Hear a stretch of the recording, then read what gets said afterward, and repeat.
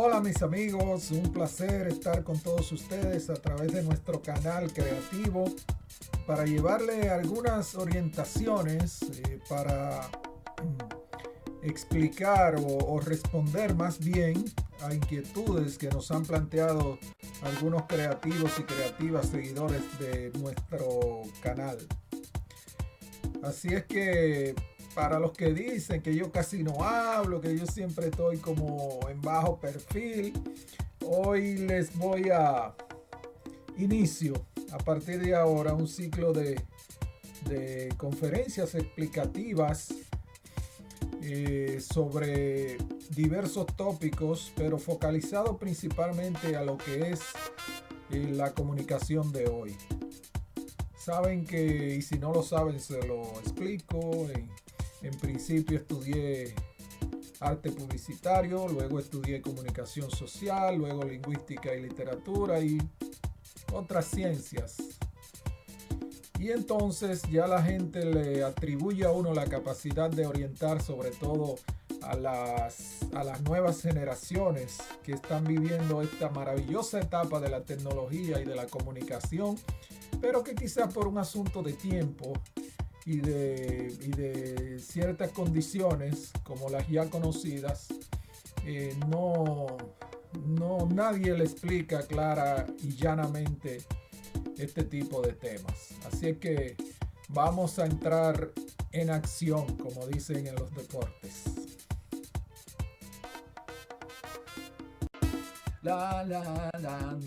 Bueno, alegres y contentos de compartir con todos ustedes. Gracias. Vamos a enderezar esto un poquito. Esto es en vivo, esto es de manera informal. Señores, nada, vamos al mambo. Mis amigos, en principio era un poco difícil y no tan cómodo como en estos tiempos establecer comunicación. En principio era en papiros, en las paredes de las cavernas y hasta en tablas y piedras. Son famosas las tablas de Moisés y otras evidencias del estilo de comunicación.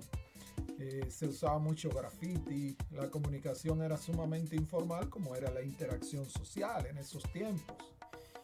Bueno, luego ante la necesidad de comunicarse, sobre todo cuando los imperios o las naciones estaban en guerra, surge entonces y además a la par con el romance surge entonces lo que se llama la carta, las cartas que escribíamos a mano, que ya han pasado a mejor vida, pero que hasta hace un buen tiempo uno hasta pagaba por hacer una carta bonita de amor con unas letras góticas elegantes. Bueno, ya todo eso se ha pasado a mejor vida. El asunto es que después que la humanidad conoció la carta y estos mensajeros que iban de un campamento a la zona de guerra a llevar mensajes corriendo, surge entonces el correo. A partir de ahí nos comunicamos con cartas, pero era una comunicación efectiva para ese tiempo, pero excesivamente lenta comparado con la comunicación de ahora. Porque enviar una carta, por ejemplo, desde Atomayor, mi pueblo natal, a España en aquellos tiempos, imagínense usted el tiempo que se dilataría en barco, que era el medio de transporte utilizado, porque el avión no se había concebido. Entonces, ¿qué pasa? Que todo siguió evolucionando hasta que alrededor, si mal no recuerdo, en el año 1540, por ahí, Gutenberg inventa lo que son los monotipos. Es decir, los monotipos no eran más que letras que se fundían en plomo, se embarraban en tinta al papel y se creaba una especie de sello. A partir de ahí nace la imprenta. El conocimiento entonces se va a expandir. ¿Por qué? Porque al tener la facilidad de reproducir esos papiros, todas esas visiones, todo ese concepto que había archivado en documentación informal, el conocimiento se expande con la imprenta. Y entonces en el siglo XVI todo esto se combina como para que las artes, el drama, las artes en sentido general se desarrollen de una manera increíble. Entonces ya con la imprenta se masifica, se abre el abanico para la comunicación, para transmitir sobre todo en esa época mensajes religiosos, porque fue la Biblia uno de los textos, si no el primero o el más difundido. Bueno, y entonces ya después que tenemos la imprenta, que reproducimos esos libros, esos textos, se hacía necesario, además,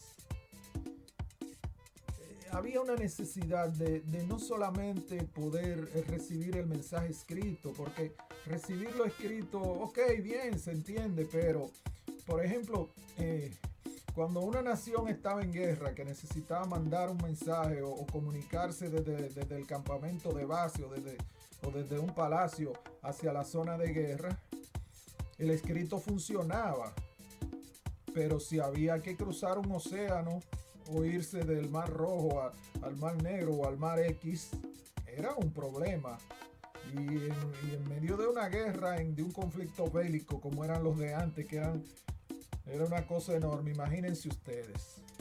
Entonces, de ahí surge la necesidad de comunicarnos a través del telégrafo, es decir, de las claves, de las claves Morse, que son entonces ya una especie como vienen a ser como una especie de internet de aquella época, comparado con la comunicación que existía. Y el telégrafo entonces domina y empiezan a aparecer todas estas máquinas como la que había en el listín diario, que era un monotype que tenía toda una jaula, así mismo le llamábamos la jaula, una habitación, y por ahí se recibía información a través del papel, de papel sobre todo, escrita. Entonces ya los mensajes, esto también se integra al sistema de correo, porque el correo se fue formalizando y entonces se le agrega esta comunicación telegráfica.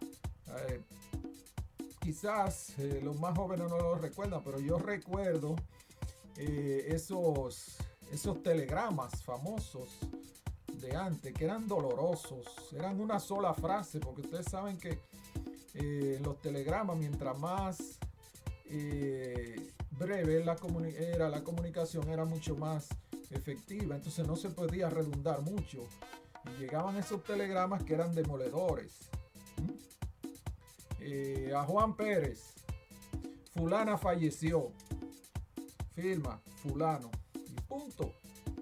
Entonces los telegramas fueron un medio de comunicación sumamente efectivo para entonces, pero reitero, eran mensajes que sobre todo estaban basados en un código escrito, en una grafía. Entonces ya se fue haciendo necesario la audición, es decir, que el mensaje no solamente fuera escrito, sino también poder escucharlo. Y es ahí entonces, partiendo de la base del telégrafo, que entonces se empieza a generar la audición y a transmitir mensajes a través de cables, y con es lo que permite entonces el surgimiento del teléfono, porque los teléfonos no son más que, en principio, lógicamente, su origen no eran más que bocinas conectadas, es decir, dos bocinas conectadas que uno hablaba ahí a través de unos aparatos imantados se producía esa vibración, y entonces así surge el teléfono. Y se masifica enormemente porque fue un gran paso de avance. Ya entonces uno podía comunicarse no solamente de una residencia a otra, pero con cables, con alambre. Es decir, no existía el wifi como ahora, que todo es virtual. No. Conexión con alambre. Usted se iba a comunicar con un vecino y usted marcaba el número y se comunicaba, pero había una conexión alámbrica. Luego entonces, para comunicarse a larga distancia o fuera de, por ejemplo, de una provincia, de un municipio, había que marcar a una central telefónica. Entonces esa central movía una serie de conexiones de cable para conectarnos con otras poblaciones. Es decir, la comunicación no era directa. Además, esto fue utilizado, hay que decirlo, a manera de un control político, porque se sedaceaban todos los mensajes en esa oficina. Entonces, si un operador trabajaba, por ejemplo, en la estación de X empresa en un pueblo, todas las llamadas que se iban a hacer para otros lugares fuera de la ciudad, fuera de ese hábitat, el operador se enteraba de todo y era el que ese tenía la oportunidad de saberse la vida del pueblo entero, porque todo pasaba por ahí. Bueno, entonces, para evitar ese inconveniente, entonces se inventaron una serie de algoritmos, si cabe el término, códigos, que entonces surgió el discado directo a distancia, que fue el DDD. Es decir, que usted simplemente marcaba un primer dígito, el código de la zona y el número de teléfono, y ya se conectaba sin tener que pasar por la estación central del pueblo, es decir, del lugar desde donde se emitía el mensaje. Bueno, y así el asunto siguió avanzando y el teléfono se masificó tanto y fue tal el impacto que muchas personas no lo recuerdan, pero en aproximadamente cada manzana o cada cuadra de muchas ciudades siempre habían teléfonos públicos que uno le insertaba monedas y se comunicaba.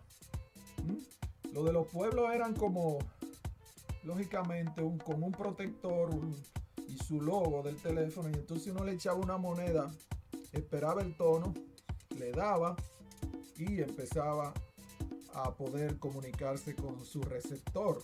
Pero ya todo esto desapareció, los teléfonos públicos no existen. Algunos, los últimos que he visto en Santo Domingo eran o son, no sé si todavía existen, son unos grandes que usted le echa una moneda, son portátiles, no son fijos, le echa una moneda y se comunica. Pero ya los que estaban en la calle, que uno iba horas y horas con mucho menudo y tenía que echarle cada cierto tiempo para extender la comunicación y el tiempo, y echarle y hablar, ya eso desaparecieron. Como han ido desapareciendo también los teléfonos residenciales. Pero ¿qué pasa? La comunicación se siguió incentivando, es decir, continuó su desarrollo. Entonces, después de eso, aparecieron unos aparatitos que eran pequeñitos, que uno enviaba un mensaje por ahí a la persona, y ya la persona, al recibir el número del teléfono del emisor, ya sabía que debía llamar ahí a ese número. Esos aparatitos sirvieron muchísimo, sobre todo para los mensajeros, que los utilizaban mucho, porque si un mensajero está en la calle haciendo una diligencia o estaba en la calle, se le enviaba un BB pin, una cuestión de esa, y ya él sabía que tenía que responder a ese número. Ahora, no tenía la facilidad del audio, solamente eso. Entonces, después empiezan a llegar los famosos guayahielos. Los guayahielos le llamaban, o le llaman todavía, a los primeros celulares que existieron, que llegaron al país. Es decir, unos celulares grandes que tenían la forma del cepillo de guayar el hielo. Y que en principio no eran tan sofisticados. Era un aparato. Yo, por ejemplo, tuve uno que era literalmente un guayahielo, una cosa cuadrada así, grande. Y la pantalla era verde con los numeritos como un verdecito claro. Y no, nada más tenía el teclado. Una cosa sumamente, ahora parece sumamente rudimentaria. Pero, lógicamente, continúa el proceso de evolución. Se fueron reduciendo los celulares, se le fue ampliando el alcance, aparece el microchip, aparecen toda esta monocultura tecnológica, y entonces llegamos a un celular que ya busca integrar lógicamente sonido, música, texto, imagen, todo integrado en ese aparato. Entonces eso facilitó enormemente la comunicación y además hizo de la comunicación algo más directo, más ágil, mucho más preciso, porque ya no es lo mismo comunicarse a través de un celular que como se hacía antes. Entonces, al aparecer y surgir el internet, la web, ya entonces la comunicación llega a un nivel en que uno dice, bueno, de aquí para allá habrá más. ¿Qué más vamos a inventar? Porque entonces los celulares ya asumen las redes sociales, que son casi infinitas, las páginas web, es decir, concentran todo. Ya uno anda con el mundo en el bolsillo, con todo en un aparatito portátil y sin necesidad de echarle moneda, porque lo paga, claro, lo paga, pero lo paga de otra forma el servicio. Entonces ahí la tecnología termina de dar ese salto abismal que la catapulta como la ciencia de la comunicación, como pilar básico, esencial del desarrollo del mundo. ¿Por qué? Porque se confirma y se comprueba la teoría del canadiense, el sociólogo McLuhan, de que nos convertiríamos en una aldea global. Cuando él planteó esa teoría sociológica, no recuerdo cómo hoy, yo estudiaba comunicación, se le atacó mucho y se decía, es un relajo, es un decir, ya, ¿qué es lo que te está hablando? Pues con el tiempo, esa aldea global a la cual él se refería, se puso de manifiesto y es una realidad hace años. Es decir, nosotros estamos en una aldea global en que nos comunicamos en fracciones de milésimas de segundo con cualquier parte del planeta.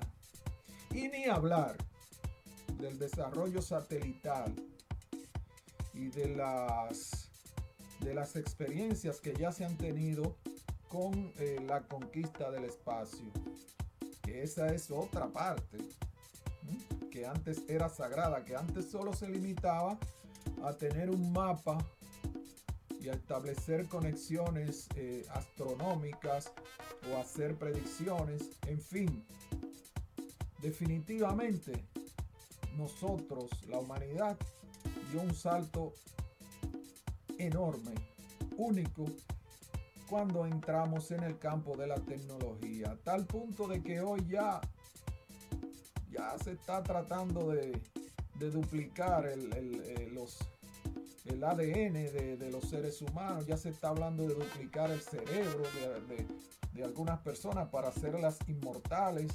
Ya se ponen cámaras en visión, se ponen prótesis o aparatos auditivos. En fin, la tecnología y el desarrollo comunicativo ha sido algo inconmensurable. Lo vamos a dejar ahí, amables televidentes, en esta breve charla para orientar a nuestros seguidores. En otra ocasión volveremos con un tema también de interés. Si quieren nos pueden plantear sus inquietudes como lo han venido haciendo a través de nuestro canal Creativo RB, y entonces yo trataré de responder a todas esas inquietudes que ustedes plantean sobre diversos temas. Así es que gracias por permitirme llegar hasta ustedes, y espero que se suscriban y me den su apoyo en este nuestro canal creativo, que también es un canal para orientar a nuestros seguidores. Hasta una próxima entrega.